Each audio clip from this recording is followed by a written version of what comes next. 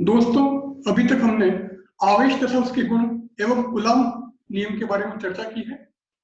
अब इस अध्याय में हम विद्युत क्षेत्र की विस्तृत चर्चा करेंगे।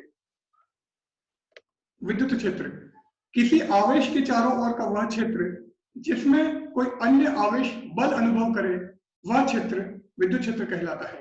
तो किसी आवेश के चारों ओर का वह क्षेत्र जिसमें कोई अन्य आवेश बल अनुभव करता है, विद्युत क्षेत्र कहलाता है। अब यहां पर क्यों कोई आवेश है जिसे हम स्रोत आवेश कहते हैं, इस आवेश के चारों ओर यह कोई क्षेत्र हमें दिखाई दे रहा है जिसे हमने लाल बिंदुवत रेखाओं से दर्शाया है। अब यदि इस क्षेत्र में कोई अन्य आवेश Q0 आता है तो उस पर एक बल लगता है। यह बल Q तथा Q0 की ध्रुवता पर निर्भर करता है। यदि Q तथा Q0 समान प्रकृति के हों, अर्थात दोनों धनात्मक या दोनों ऋणात्मक हों, तो यह बल आकर्षण बल होगा। तथा यदि Q तथा Q0 की ध्रुवता विपरीत हो, अर्थात दोनों में से एक धनात्मक तथा दूसरा ऋणात्मक हो, तो उस अवस्था में दोनों आवेशों के मध्य लगने वाला बल आकर्षण बल होगा। अब चूंकि Q0 Q द्वारा निर्मित विद्युत क्षेत्र में स्थित है, अतः इस पर एक बल लगेगा। इस बल के कारण यह Q की ओर खिंचता चला जाता है। विद्युत क्षेत्र का स्रोत या तो कोई आवेश होता है या समय परिवर्तित चुंबकीय क्षेत्र। यदि विद्युत क्षेत्र समय के साथ परिवर्तित नहीं होता है तो वह समरूप या समांगी विद्युत क्षेत्र कहलाता है। तथा यदि E का मान या विद्युत क्षेत्र का मान समय के साथ परिवर्तित होता है तो उसे हम असमरूप या असमांगी विद्युत क्षेत्र कहते हैं। विद्युत क्षेत्र की तीव्रता प्रति एकांक परीक्षण आवेश स्थिर विद्युत बल विद्युत क्षेत्र की तीव्रता कहलाता है। यह कोई आवेश Q है जिसे हम स्रोत आवेश कहते हैं, क्योंकि इस आवेश के कारण हमको विद्युत क्षेत्र का अध्ययन करना है।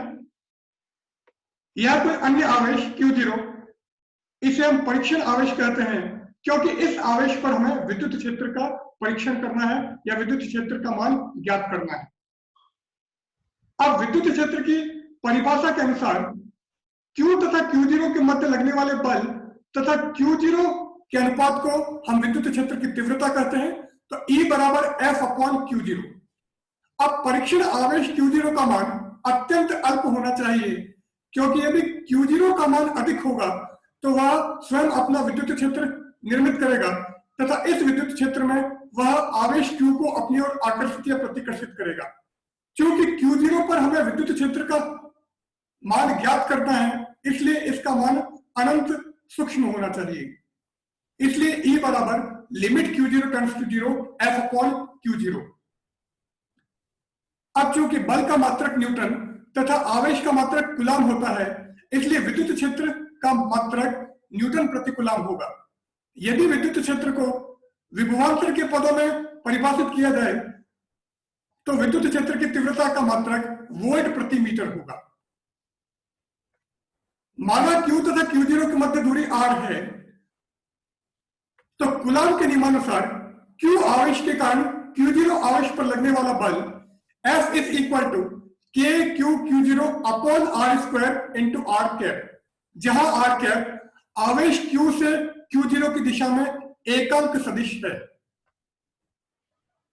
तो R कैप एकांक सदिश है जिसकी दिशा Q आवेश से Q0 आवेश की ओर होगी। अब एकांक सदिश की दिशा Q से Q0 की ओर है, अतः बल F की दिशा भी Q से Q0 की ओर होगी।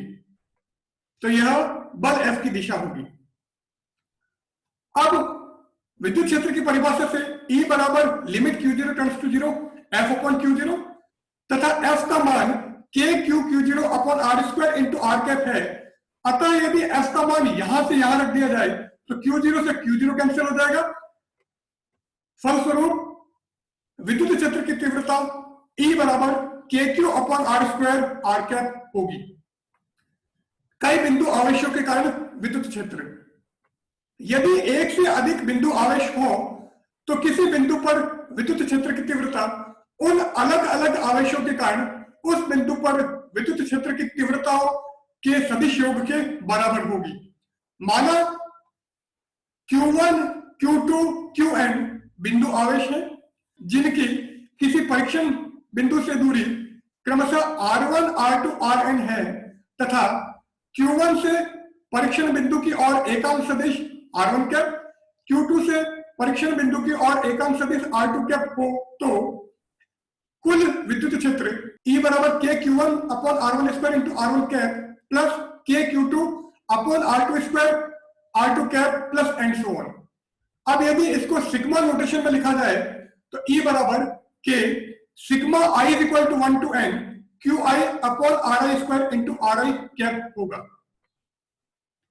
विभिन्न आवेश वितरण के कारण विद्युत क्षेत्र, आवेशों को हम एक रेखा के अनुदिश, एक क्षेत्र के अनुदिश या एक आयतन के अनुदिश वितरित कर सकते हैं, तो उसके हिसाब से विद्युत क्षेत्र की तीव्रता अलग अलग होगी। यदि आवेशों को किसी रेखा के अनुदिश वितरित किया जाए तो आवेशों का ऐसा वितरण एक विमीय वितरण कहलाता है। तो रेखीय आवेश के कारण विद्युत क्षेत्र, रेखीय आवेश की अवस्था में हम रेखीय आवेश घनत्व का प्रयोग करते हैं तथा रेखीय आवेश घनत्व को लैम्डा से निरूपित किया जाता है। रेखीय आवेश घनत्व प्रति एकांक लंबाई का आवेश होता है। तो लैम्डा बराबर dq अपॉन dl। अब चूंकि आवेश का मात्रक कूलाम, लंबाई का मात्रक मीटर होता है, अतः रेखीय आवेश घनत्व का मात्रक कूलाम प्रति मीटर होगा। चूंकि विद्युत क्षेत्र की तीव्रता E बराबर kq upon r square into r cap होती है। अब चूंकि आवेश dq है तथा dq आवेश अल्प आवेश है, इस कारण विद्युत क्षेत्र का मान भी अल्प होगा। तो dq आवेश के कारण किसी r दूरी पर स्थित बिंदु पर विद्युत क्षेत्र की तीव्रता dE बराबर k dq upon r square into r cap. अब रेखीय आवेश घनत्व के पदों में dq बराबर लैम्डा इंटू dl, तो यदि dq का मान यहां से यहां रख दिया जाए तो dE बराबर k lambda dl upon r square into r cap. यदि संपूर्ण रेखीय आवेश के कारण विद्युत क्षेत्र का मान ज्ञात करना हो तो इस समीकरण का हम रेखीय समाकलन कर देते हैं। तो E बराबर k line integration lambda dl upon r square into r cap. पृष्ठ आवेश के कारण विद्युत क्षेत्र, यदि आवेश को किसी क्षेत्रफल के अनुदिश वितरित किया जाए तो आवेशों का यह वितरण द्विविमीय वितरण कहलाता है तथा इस अवस्था में हम पृष्ठ आवेश घनत्व का प्रयोग करते हैं। एकांक क्षेत्रफल पर स्थित आवेश को हम पृष्ठ आवेश घनत्व कहते हैं, जिसे सिग्मा से निरूपित किया जाता है। तो पृष्ठ आवेश घनत्व सिग्मा बराबर dq अपॉन ds तथा इसका मात्रक कूलाम प्रति मीटर स्क्वायर होता है। अब dq आवेश के कारण किसी r दूरी पर विद्युत क्षेत्र dE बराबर k dq upon r square into r cap. तो dq का मान यदि यहां से यहां पर रख दिया जाए तो dE बराबर k sigma ds upon r square into r cap. संपूर्ण पृष्ठ आवेश के कारण किसी बिंदु पर विद्युत क्षेत्र के लिए इस समीकरण का पृष्ठ समाकलन कर देते हैं। तो E बराबर k surface integration sigma ds upon r square into r cap.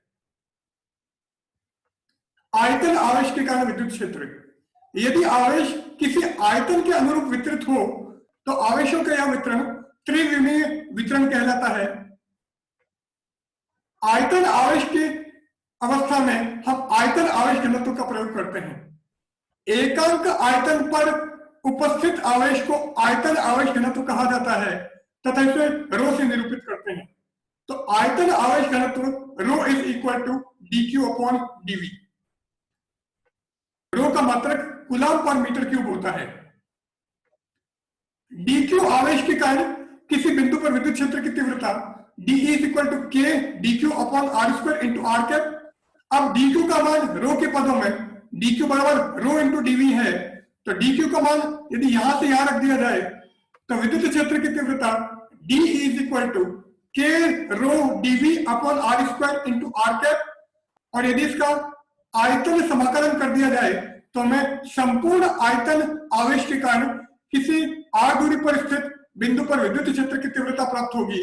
E बराबर k वॉल्यूम इंटीग्रेशन रो dv upon r square into r cap. यह अध्याय हम यही समाप्त करते हैं। इसी प्रकार के और अधिक अध्यायों के लिए हमारे YouTube चैनल को लाइक शेयर और सब्सक्राइब जरूर कीजिएगा, और हाँ, बेल आइकन का बटन दबाना मत भूलिएगा। Thanks for patience.